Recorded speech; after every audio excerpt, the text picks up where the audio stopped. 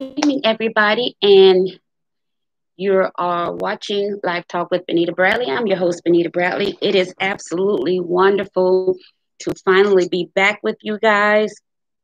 Hopefully, we got everything getting going right. Looks like uh, my signal keeps going in and out for some reason, but we're going to do the best we can and try to make it through.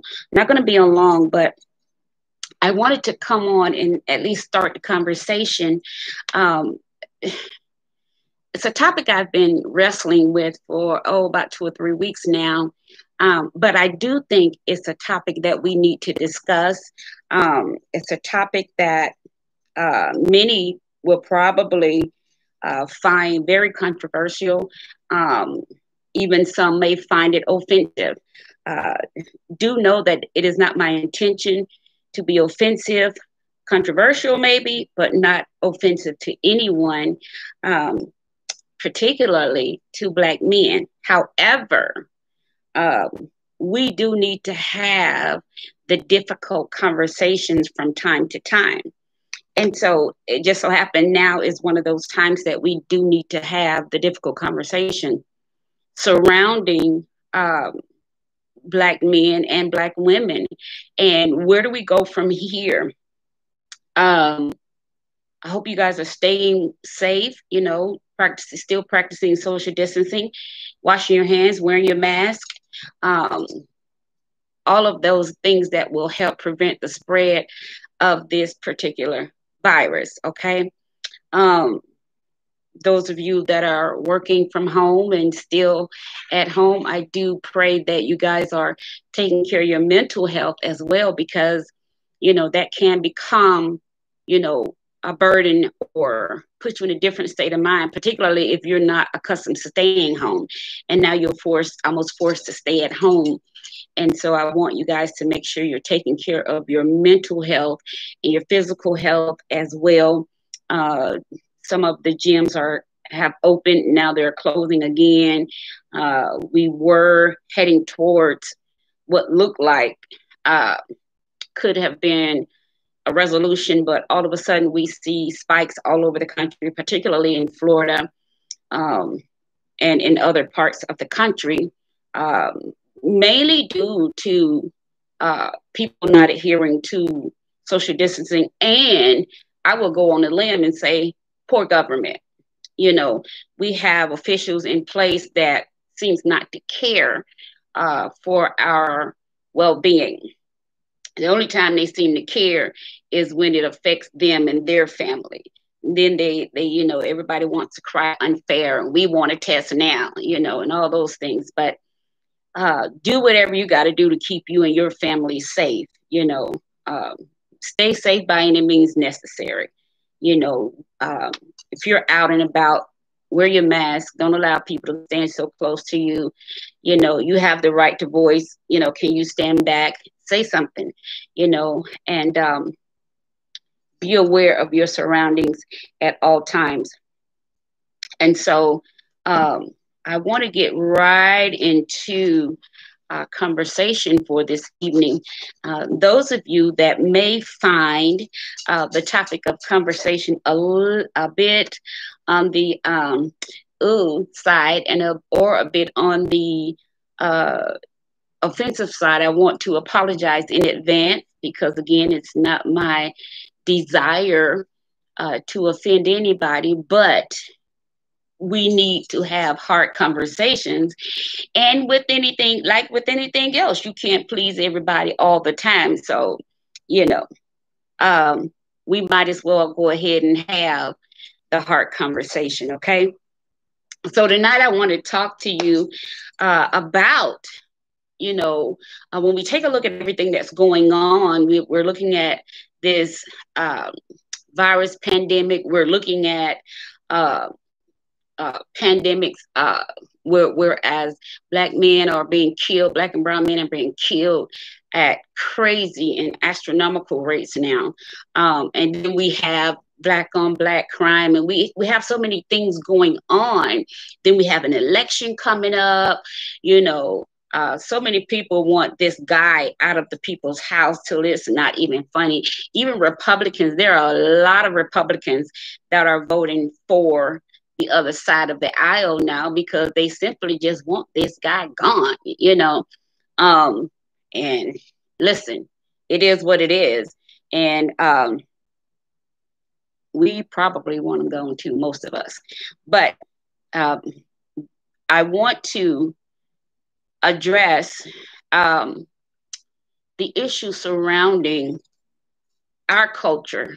I cannot speak from experience of dealing with anyone other than my own culture. I cannot speak, from a perspective that I have not lived or that I have not, experienced or gone through and all of that stuff. I can only speak for what I know.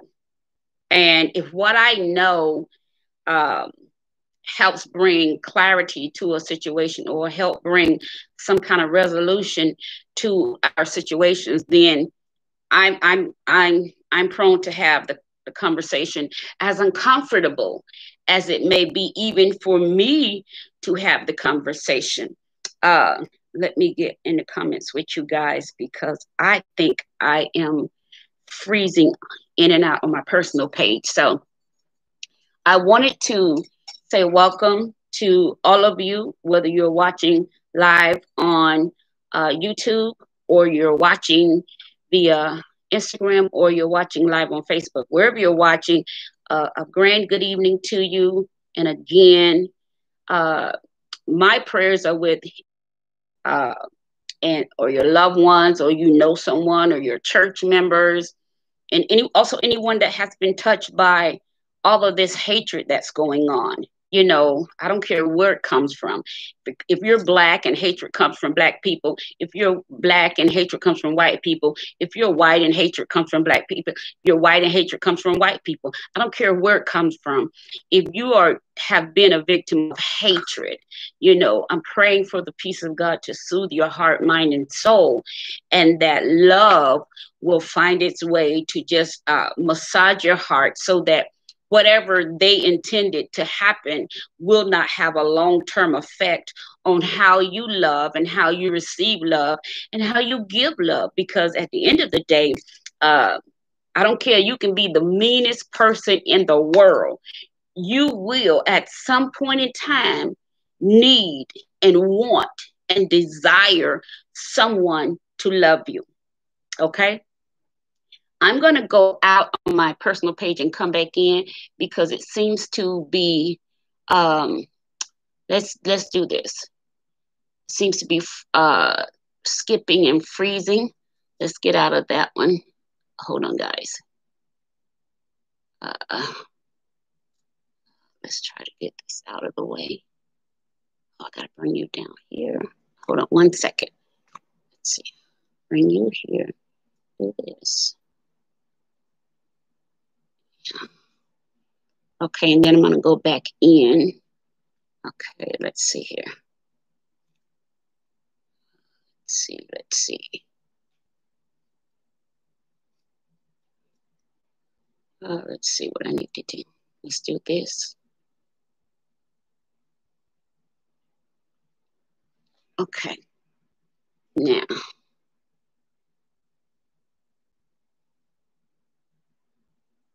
Give me 1 second. Thank you for your patience. Give me 1 second. Let's see if we get better reception this time.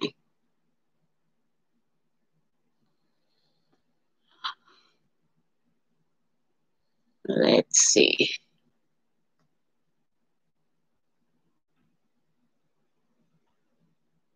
All right, you guys tell me if the reception is better. If you're watching live on Facebook, let me know if the reception is better. Okay. Let's see.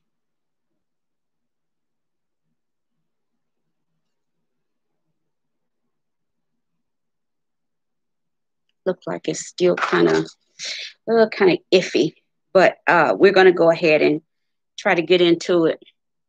And if it's skipping, you guys, please forgive me. There's not a lot I can do about that. So what I did do, I went out and came back in. So if you were watching, come on back in with me, and hopefully it won't skip as much this time. So um, let's go.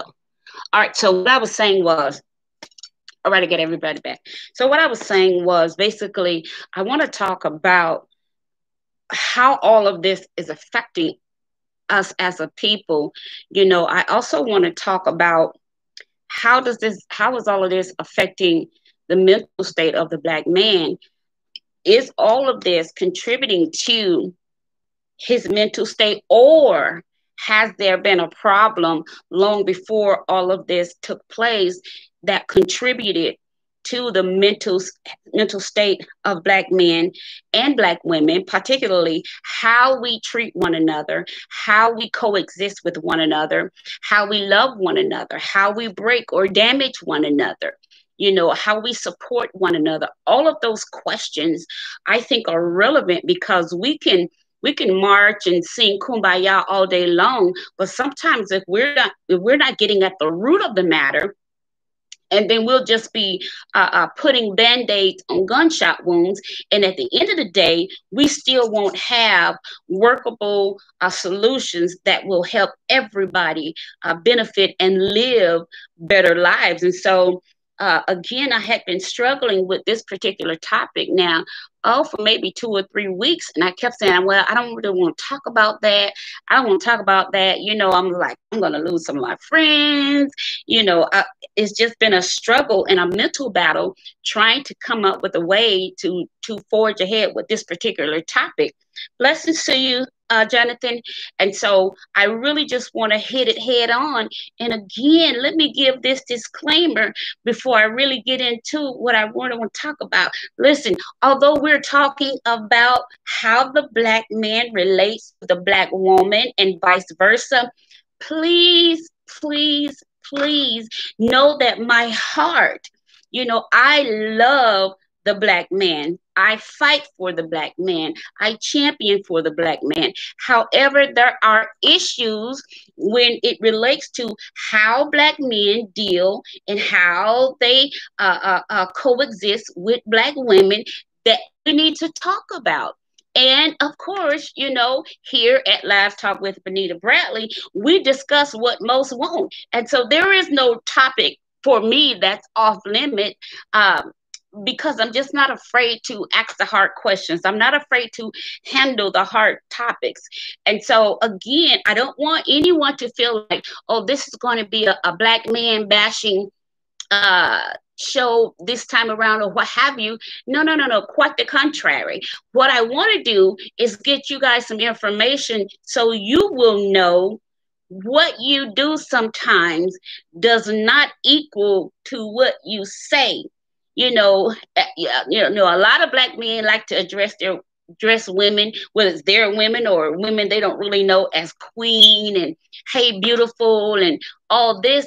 But your words and your actions toward Black women don't always measure up. So that's why we're going to talk about what we need to talk about tonight, okay?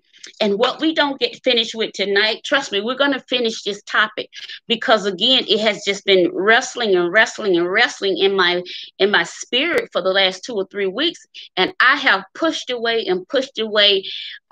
from doing a show, period, just because I did not want to deal with this particular subject. However, I am finding that we need to have this conversation, because a lot of times, you think you got something down packed and you doing this, and all the while, you really don't know how you come across to people that actually matter.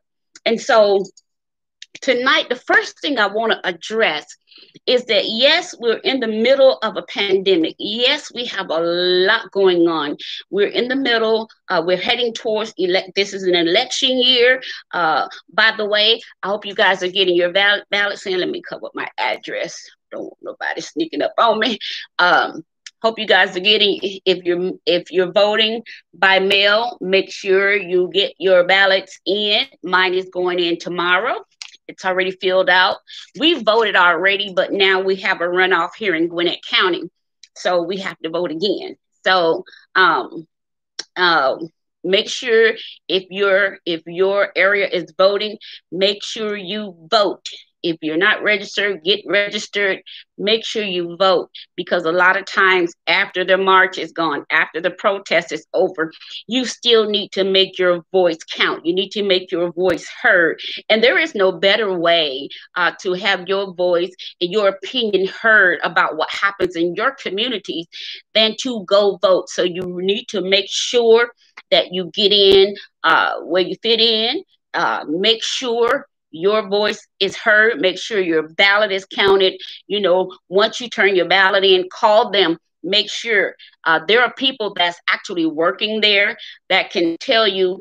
You can call and say, "Hey, I just want to make sure my ballot is put in the computer." They look up your you whether or not your ballot has been accepted and put into the system so that your vote can count. Okay. That's what we want. We want our votes counted, and we want them counted fairly. So we get to determine what goes on in our communities, our schools, our city officials, and things of that nature. Okay. All right. So those are my uh,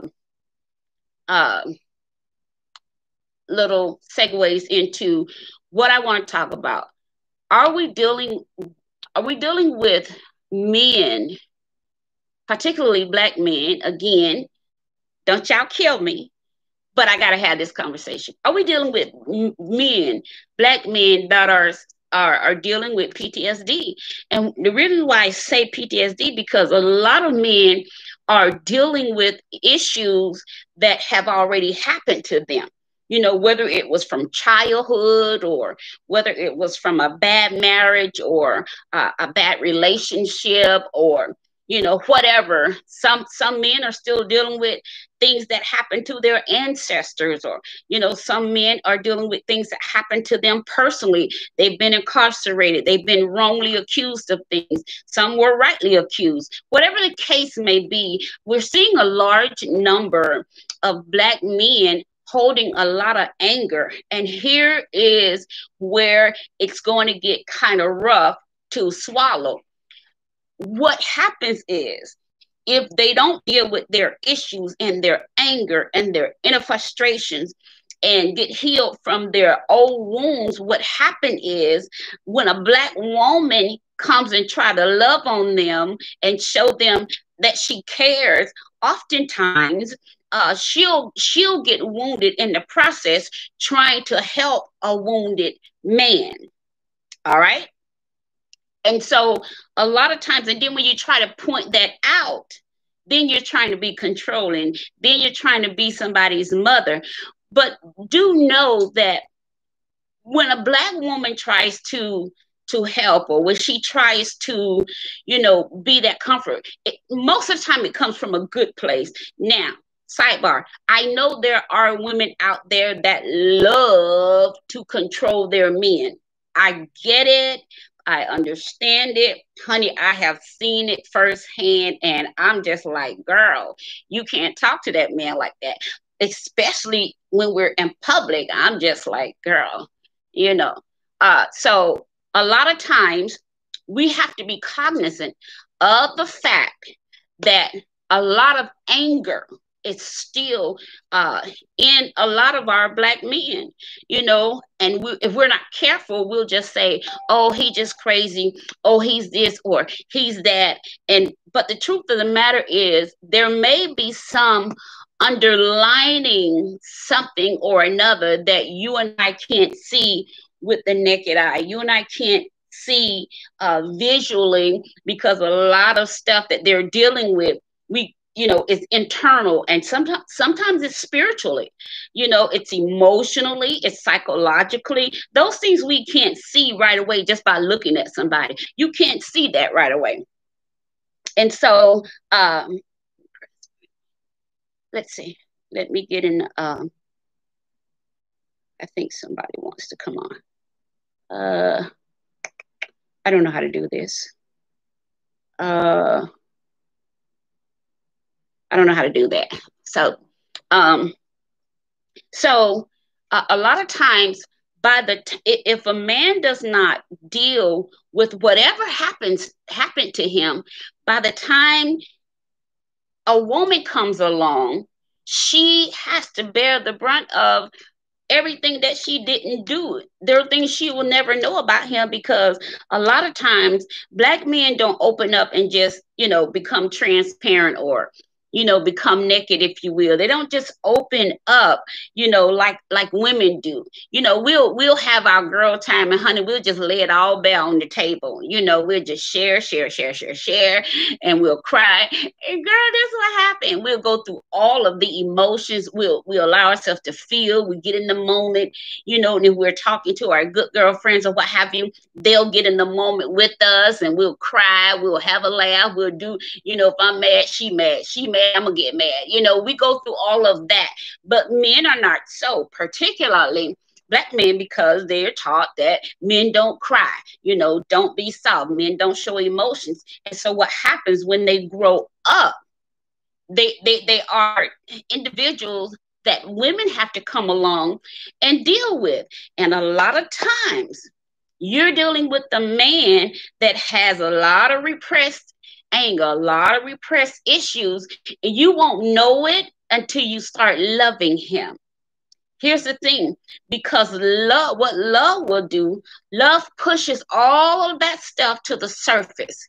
Love starts at the root. It starts at the bottom, and it pushes everything else up to the surface. What love is attempting to do, love is attempting to heal from the inside out. Love is attempting to get all of that stuff to rise to the surface so that healing can take place.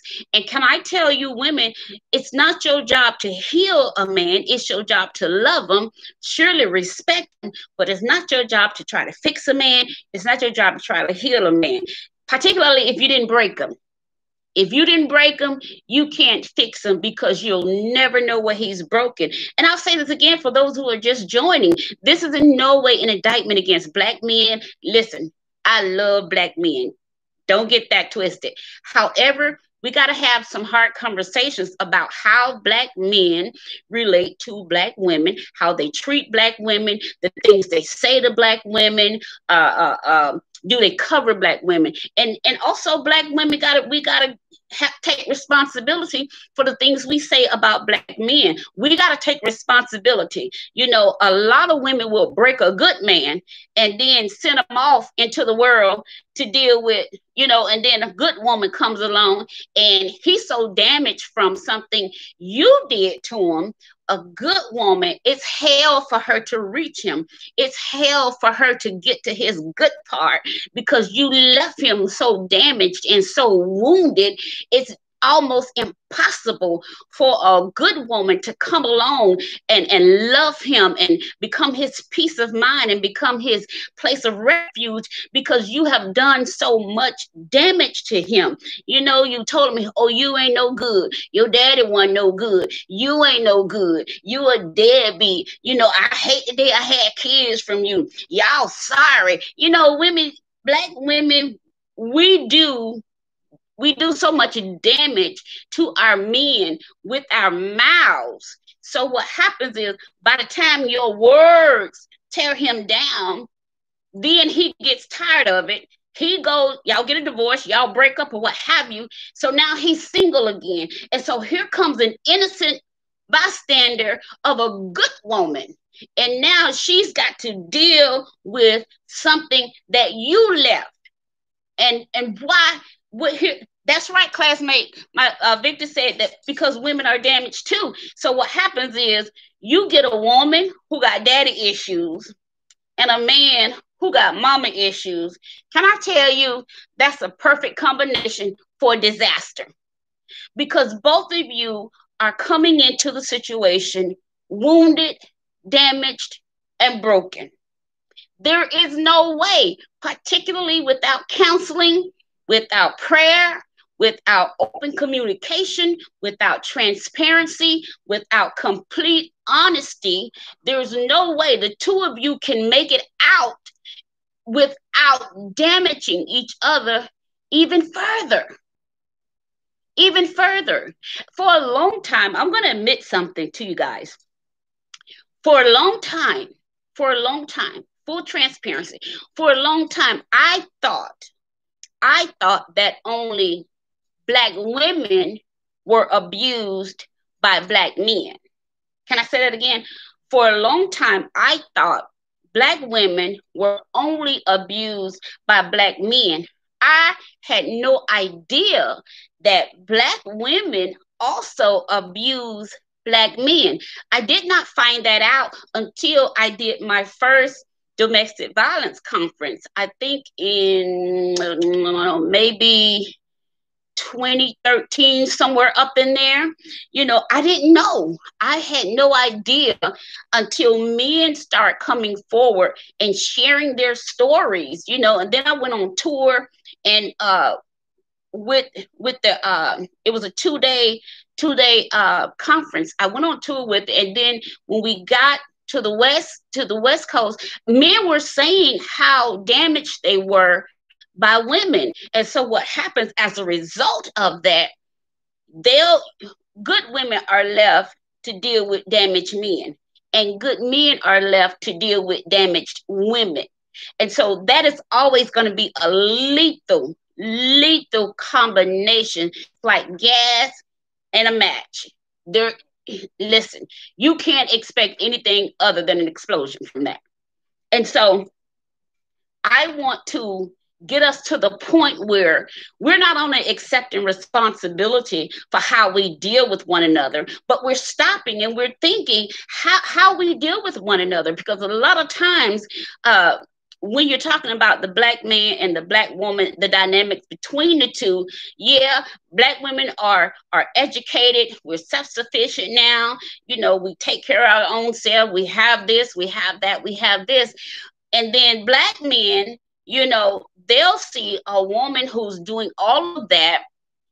Although they'll find that attractive, they'll also be so intimidated, they'll attempt to tear that same woman down with their words and their actions toward her, making her feel as if something in her, after all her accomplishments now, after all of her achievements, all of her accolades, everything that she's accomplished, somehow they want to make you feel still like that's not enough for them to love you, honestly love you, or love you in be in a committed love relationship with you. It's always something else they want for you to do.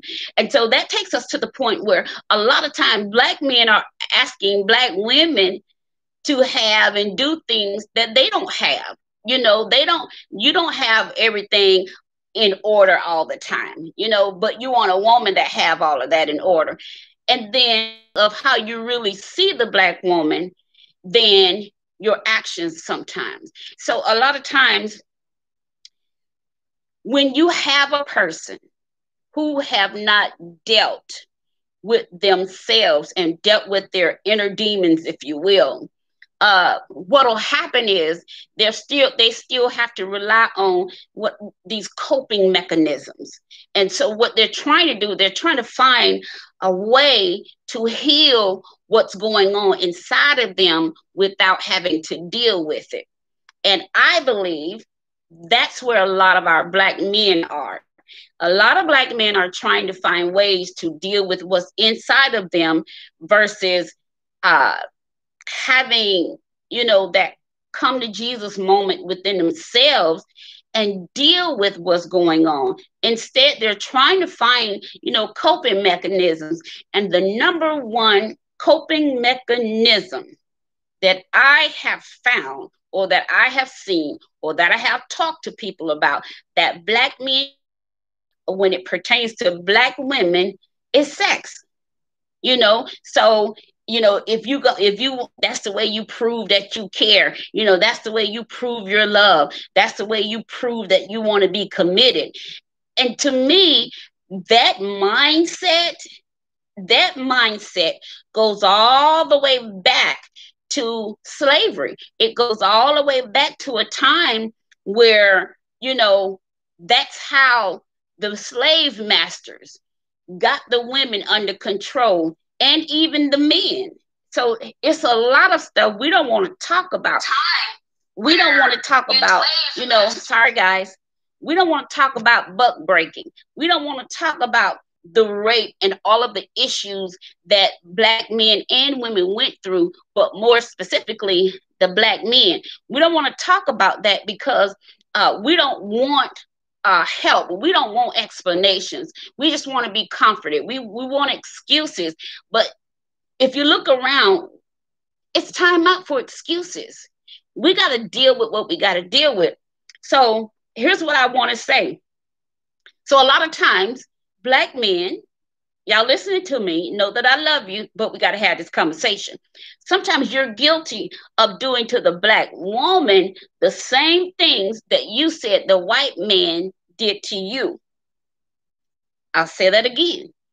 Black men, sometimes some of you, listen to me carefully, not all, some of you are guilty of doing to black women the very same things you said the white man did or is doing to you.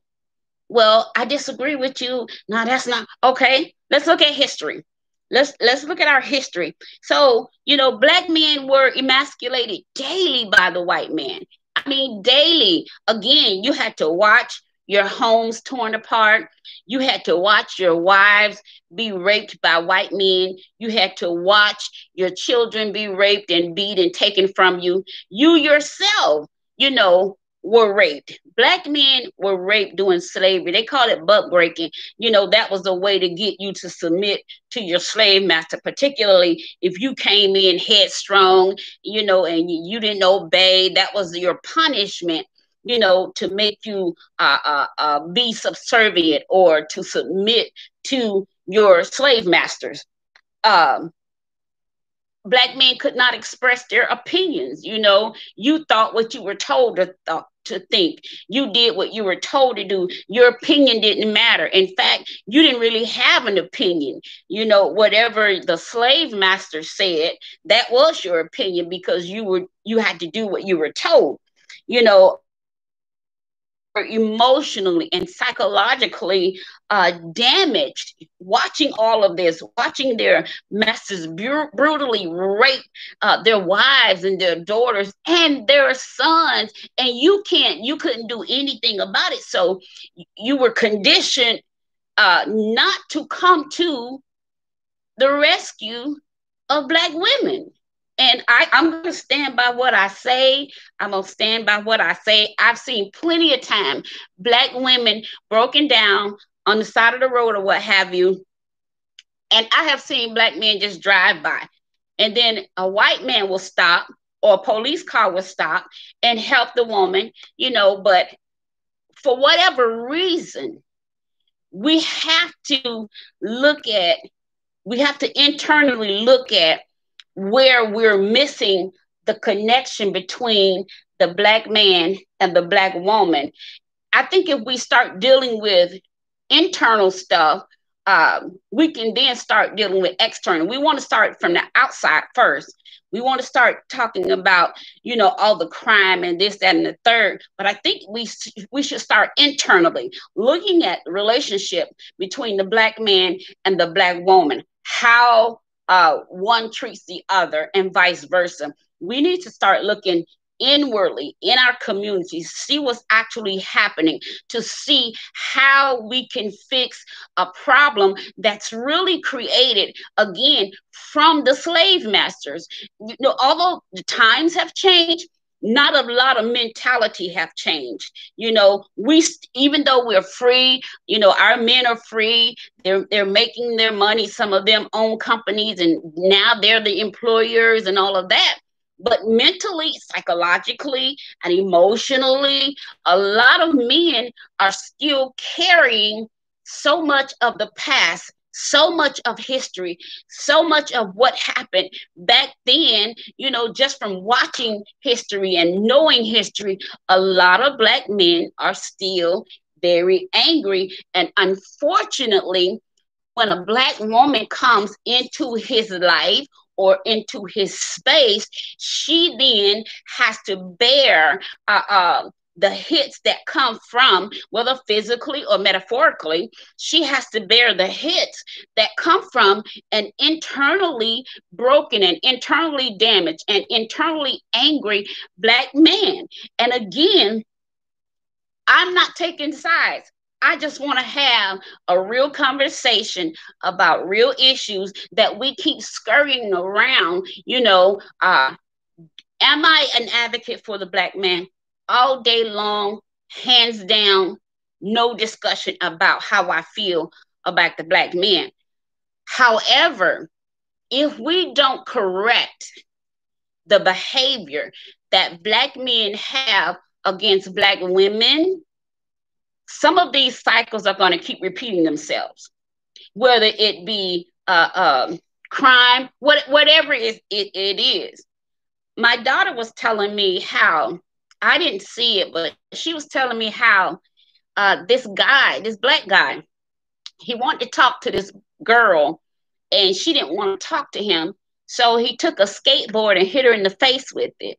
And, it's like, how do we heal our communities when internally we keep damaging one another from within? It's no wonder we have so many issues around the community, because the community or the people that live in these communities are so damaged, and no one wants to talk about the relationship between the Black man and the Black woman, and what's the truth about how Black men deal with their Black women. And I'll stand on this: a lot of the hurt that Black women carry, Black women experience, have been at the hands of Black men. I'll just let that sit there for a second. A lot of the hurt that Black women carry, a lot of the trauma that Black women experience, a lot of the abandonment that Black women feel has come through the hands of Black men. One of the things I started to title this particular topic, the Black woman's public enemy number one. I don't care what anybody say, unless you've been a Black woman and you've had to deal with a Black man, you will probably find something wrong with what I'm saying. And again, not an indictment against the Black man. It's not a jab or throwing rocks. However, we got to have the conversation. So if we have the hard conversations, perhaps we can come up with workable solutions that will save our culture as a whole. I'm going to give you two more things. For some reason, my connections keep going in and out. I don't know if we're going to have a storm. It normally starts doing that if we're going to get rain or thunder or something in our area, but I'm watching it go in and out. Instagram, you've probably been the most stable tonight. Normally, you guys will go out first, but for some reason, Facebook is fading in and out, and YouTube is fading in and out. But if you're watching on YouTube, hopefully you're watching me on your big screen TV. You can go to YouTube, type in my name, Benita Bradley, and it'll pull up. You'll be live with us right now, and you can watch me on your big screen TV. So we got to deal with we got to have the hard conversations so that Black men will know, listen, we're not against you. We don't find fault in you. However, there are some issues that we do need to address with you, so you will know what hurts us. You will know how your words affect us. You will know why it is so many women choose to remain single. Even if they desire companionship, they'd rather stay single. And I know this because I talk to a lot of people, they'd rather stay single than to deal with having to try to break through the walls of a wounded man. And I'm sure men can say the same thing about women, but I ain't never been with a woman, so I can't tell you how it is to deal with a woman. I know how it is to deal with a woman like me because I like me, you know. However, some might say, well, no, that's not true. That's not true. Well, when you get involved with a black man and then you come back and we'll let you come on the show and tell us your experience. Okay. All right. So we have got to allow women to have a voice to say, hey, that hurt me. You know, you can't get mad because a woman don't want to give you her number. You can't get mad because you're not the one that she wants to be in a relationship with. And you darn sure need to stop getting mad that a black woman just won't automatically sleep with you just because, you know, you're in her presence. Everybody, you know, yeah, some loose, easy women out there, but look, everybody ain't like that. Some women have standards, you know, and it has nothing to do with saved or unsaved. We don't even want to bring religion into this right now. Not right now. Down the road we will, but right now we're just talking about, you know, surface stuff. You know, not every black woman is just so ready to just jump into bed with somebody just to say she got somebody. You know, black women have standards. You know, we have, standards that we follow. We have standards that we set for ourselves. You know, just because a woman looks a certain way and she's built a certain way does not mean she's an easy lay. You know, and what we want our black men not to just see us as sex objects, but to see us as, you know, someone that you'll protect, someone you'll love, someone you'll cherish, you know, someone you'll take care of. And when I say take care of, I don't necessarily mean financially, because a lot of women are able to take care of themselves. A lot of black women are doing a hell of a job taking care of themselves. So I don't mean financially. When I say take care of, I mean love unconditionally. I mean cover us. I mean protect us.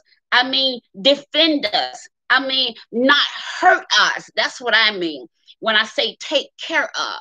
And if the only thing you want from a woman is sex, then don't pretend, black men, that you want to be in a relationship with her. It's plenty of women out there that'll give you sex. Hell, you can even pay for it, you know. But what you should not continue to do is keep getting in relationships or pretending that you want relationships with these good women, good black women, good solid black women that you have no intentions of really being in a relationship with. You know, you'll say, oh, here's what they say. Now, keep in mind, everything I'm saying is not necessarily my personal experience. Some of it is, some of it is not. Some of it is just from having conversations with other people, okay? Let me clear that up. So you guys won't come out and say, oh, she just angry about this. Child, no, I'm not her. So one of the things is, if you just want a woman for sex, running all that game, right? Someone on Instagram said running all that game. Exactly. Just put it on the table. Just be like, look, you look good. You know, I saw you from afar, or I've been watching you, or whatever, you know, and I just want to hit it and quit it and forget it. Just be honest, and then you let the woman decide if she want to have anything to do with you, versus you running game and pretending like you actually want to be in a relationship. Oh, it's just time for me to settle down. Oh, I'm looking for a wife, or, you know, I'm tired of running around in these streets. I'm ready to settle down. You know, I'm getting older. You know, men y'all come with all this game. But then when a woman responds to that, the first thing you want to put on the table is not what you said you were looking for. The first thing you want to put on the table is the sex option. And a lot of times that's why women are still single, because it's like, that's all you got. That's all you bringing to the table is a sex, is your sex game. Hell, after we get through eating, after we get through having sex, where we gonna eat, where we gonna live, where we gonna drive, how the bills gonna get paid. So a lot of times, before a woman will just give in to that kind of nothingness, black women are staying single. Black women, they'll just get in a long-term relationship, without the benefit of being married. I was talking to someone the other day, and they were talking to me, and they mentioned to me that someone they knew um, had been in a relationship for 34 years. So I said, "Oh, when is their anniversary?" So he says, "No, no, no, they're not married. They just been together for 34 years." So I said, "What? 34 years?" Listen, what's going to happen when that man die? You're going to be listed as a special friend on the obituary. You're going to be listed as special friend on the obituary. You're not going to be listed as wife.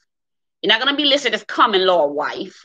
You're not going to be listed as partner. You're going to be listed as special long time friend, and that's a long time. And that's a lot of years to devote to a man that won't marry you. Well, why won't he marry her? Well, he said that she was crazy.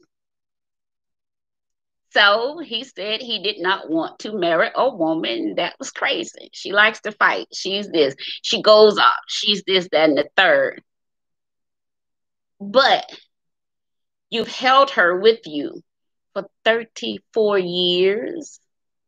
So in the first year, you didn't know she was crazy. Second year, you didn't know she had issues. Third year, you didn't know something different about her. All those years and all that time has gone by. And so if you ask the man, well, how come you're not in a relationship? Oh, I'm just not ready. I'm working on myself. There's some things I want to get, straightened out. But then what they'll do when they talk to a woman that they want to get in bed with, they'll give her a different story. Oh, I'm ready to settle down. I've been praying, for a wife, and, I just been, working on me, and, now I feel like I'm ready. I've dealt with everything, and then when you get into knowing that person and you start peeling back the layers of the onion, then you'll find out that person is really not healed. That person is really not ready for the things that they told you they were ready for. What they really were ready for was to get you in bed and just simply have sex with you. And here's my thing. As adults, we need to stop playing these games.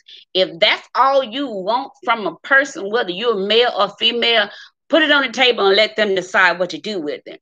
But to continue to tell a woman, black men, that you want a relationship with her, you pursue her, you're doing all these things to make her feel like you've chosen her.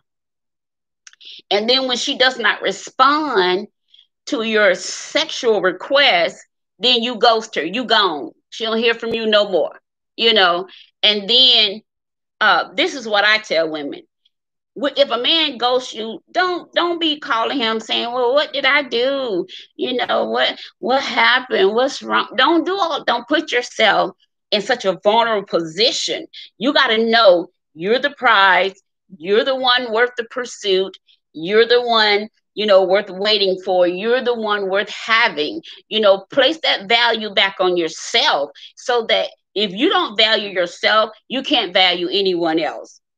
And what'll happen is, anytime somebody come along and they'll say something to you that either devalues you or gives you a little bit of spark of a extra value, you'll take that as love. Because you're inside of you don't have a lot of self-value or self-worth of your own. So somebody can come along and tell you, "Oh, I like that color lipstick on you." "Oh, you do?" Boom, he almost got you. A few more compliments, and he gonna have you in the bed with him. And then after that, Where do you go from there?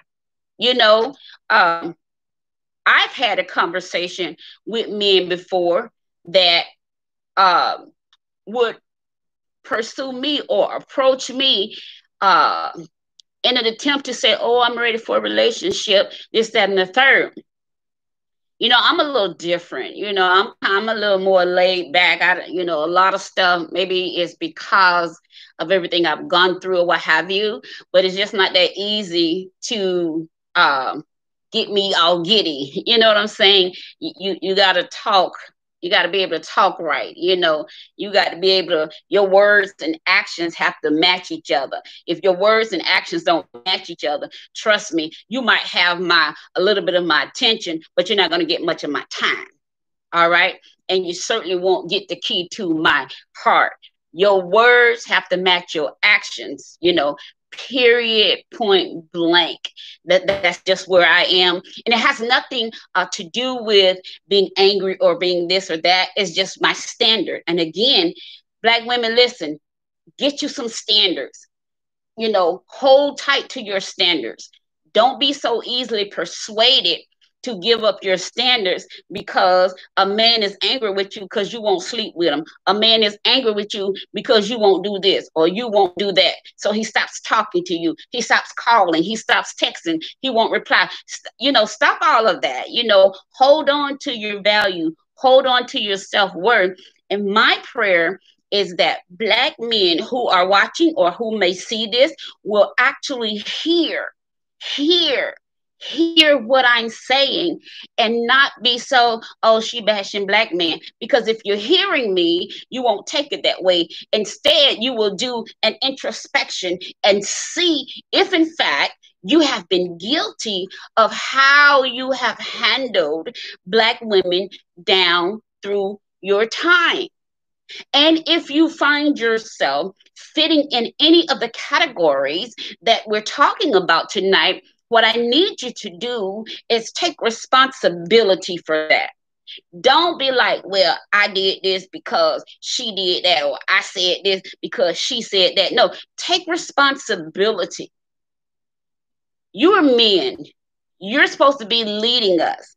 We can't follow you if you're not leading. All right. We can't follow you, if you don't know where you're going. Nobody wants to follow anybody into the abyss. Nobody wants to follow anybody into a ditch. Nobody wants to follow anybody, into poverty. So if you don't know where you're going, how are we supposed to know where you're going? And so oftentimes Black men will say, well, Black women, are angry. Black women this and Black women that. But then publicly, you'll act like you're for Black women, but privately, you got a problem with Black women. Most of you, if you got a problem with Black women, I can almost trace it back to you have a problem with your Black mother or your Black wife or your Black ex-wife or your Black ex-girlfriend that dogged you out, and internally, you never really got over it. So internally, you carry around all this anger and all of this, this rage that you don't know anything to do with until a woman comes along. She's soft and she's lovable, and she can reach that part of you that you have completely closed off to everybody else. But she comes along, watch this, because she is skilled in knowing how to reach the very depths of who you are as a Black man. And so what happens is that's the one that will wind up getting hurt by you because two reasons. Number one, she was skillful enough to get inside of you.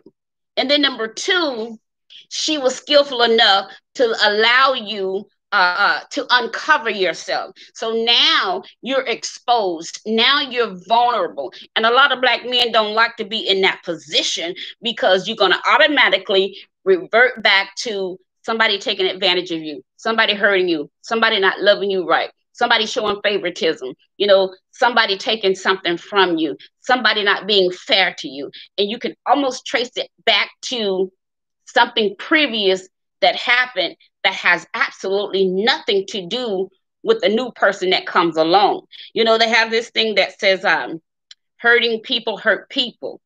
That is true.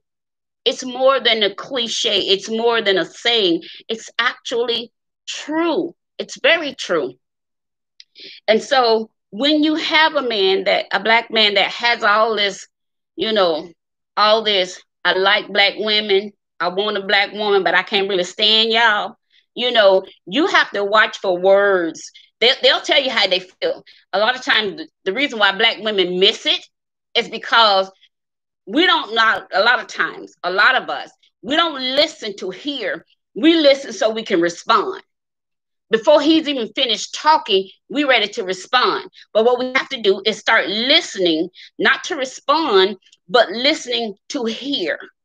We have to listen to hear. And because men do talk, regardless of what stigma have been put out there about black men, they do open up and talk. And once you are skillful enough to get him to open up and talk, then you can help him to start deal with all those internal wounds that he's carrying. My suggestion to you is to, maybe get him counseling, because you can't fix what you didn't break. And that's the problem a lot of black women run into. We're trying to fix black men that we didn't break. You don't know the origin of the hurt. You don't know the person who caused the hurt. You don't know the circumstances surrounding the hurt. You don't have any idea what actually happened, because they'll tell you, but they'll only tell you so much depending on if you are safe enough for them. If you are safe and they feel safe with you, a man will tell you anything. He will become so vulnerable before you. He'll just peel off all his layers, and he'll just be naked before you. And he will open his heart, his mind, his soul, and he'll tell you his deepest, darkest hurt. Then you got to be careful, black women, what you do with what he tells you. It is not your job to all of a sudden become his judge, jury, and executioner. That's not the reason why he opened up to you. When he opens up to you that way, he's ready to be healed. He just don't know how to be. He's ready to stop hurting women the way somebody else hurt him, but he doesn't know how. So what I suggest is that you tell him, why don't you go get some counseling or some therapy, but stop trying to fix black men when you don't really know where they're broken. And black men, all I'm asking you to do, take responsibility for where you are. Take responsibility for what happened to you. A lot of you need to forgive your mothers. A lot of you need to forgive your ex-wives, your ex-girlfriends, whomever. Your baby mamas. A lot of you black men really need to hear what I'm saying. If you don't do an introspection, you will continue to be oblivious to the pain that you cause black women. And again, all of this is not just from personal experience, it's from talking to other people, and so I'm going to end right here for the day, and we're going to pick it up again next time. But again, a lot of this can be traced back to PTSD, because anytime you deal with a trauma, or you can witness it, you can go through it yourself, you can learn about it. Anytime you deal with those kind of issues and you don't find a resolution within yourself, it's going to linger on. It's going to linger on. And everybody that comes in contact with you, unfortunately, will have to deal with wherever you are in your life. All right. So again, I want you guys to make sure you're staying safe, you're practicing your social distancing. I surely thank you guys for tuning in to Live Talk with Benita Bradley. Of course, you guys know I am your host, Benita Bradley. And one thing before I go. So you guys know my 10-year-old, she made some drinking bottles, and she was like, Nana, will you show these on your show? So right before I go, I got to show you these bottles she made. Okay, here are her bottles she made with all her blingage on there. She's 10 years old and she made these bottles. See the top. The top has bling on it. It's bling all around it. So I promised her I would show her bottles uh, on my show. She has 3 of them. This one is bling and pearl. This one is bling and, oh, I guess those are purple blings. Blue, it kind of looks blue on the screen. But you guys can see this. Again, she's 10 years old and she made these bottles. And she's like, Nana, can you show my bottles on your show? So I told her I would. So right before I log off, I'm showing you guys her work. She's 10 years old. Okay, and oh, this one, I love these colors. This has like a teal, it's like teal and purple bling in there. I see that. She is 10 years old and she made all of these. And that's nice. All right. So I kept my word. She asked me to show them for her.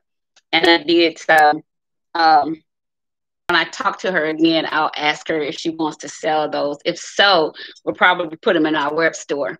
Okay. So those of you who have never been to our web store, you can do so by going to www.benitaBradleyMinistries.org and check out our web store there. We have books, we have journals, we have mugs, we have t-shirts. So go check us out. Shopping cart there for you to fill up with whatever you like. And we accept all major credit cards and bank cards. So and your order will be shipped out to you. All right. If you're ordering books, your books will arrive to you autographed. If you don't care about your book being autographed, you can go to Amazon.com, get all of my books off of Amazon.com. Also, don't forget, I am a certified master life coach. If you need coaching, you can email me at resiliencelifecoachnotaryllc@gmail.com. I'm going to tell you about my website in a couple more days. Next time we come on, I'll let you know the website that you can go to. The website is already up, but we're waiting on our logo to get finished so we can put our logo on our website, and then we'll launch the website out to the public. But it's actually already up, okay, and it's already running. So, if you need to connect with me, you can inbox me.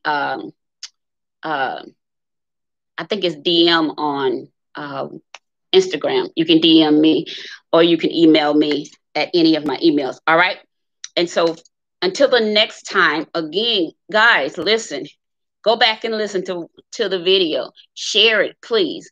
And hear my heart and know that, I'm coming from a good place, but we got to have the heart conversations, okay? We got to have these heart conversations. All right, guys. And so until next time, again, thank you for watching Life Talk with Benita Bradley. I am your host, and I will see you guys next time. All right? Bye-bye.